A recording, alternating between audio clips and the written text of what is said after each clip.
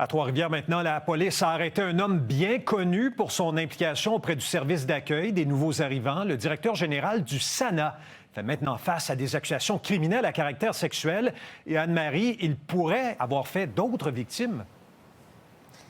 Oui, et c'est pourquoi, Yves, la police de Trois-Rivières diffuse sa photo pour inciter d'autres potentielles victimes à contacter ses enquêteurs.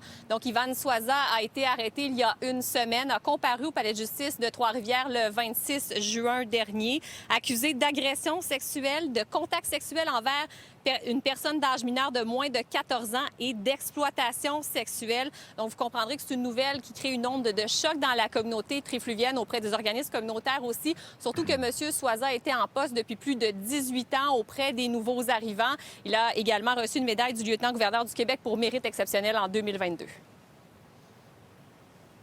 Avec le contexte qui entoure l'agression sexuelle, la fonction qu'occupait notre suspect, puis son lien qu'il avait avec la victime, qui fait partie d'une clientèle qui est vulnérable, on trouvait que ça valait la peine de le faire parce qu'on a beaucoup d'éléments d'enquête qui nous permettent de croire qu'il y aurait d'autres victimes. Ce sont des gens qui n'ont aucune connaissance de notre système, qu'ils soient policiers ou judiciaires, parce que malheureusement, il y a souvent des situations de corruption dans les différents pays avec les services publics ou les autorités.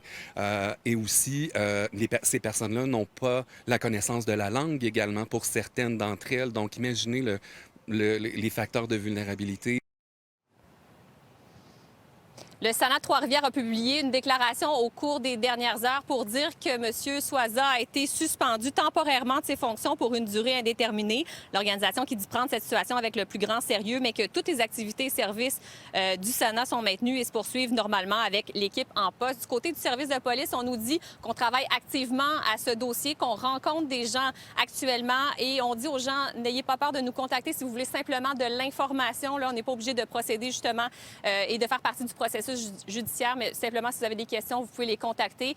Et M. Soiza, donc, a été remis en liberté sous certaines conditions et il doit revenir devant le tribunal, donc, le 17 septembre prochain. On va évidemment suivre cette cause. Absolument. Merci, Anne-Marie. Au revoir.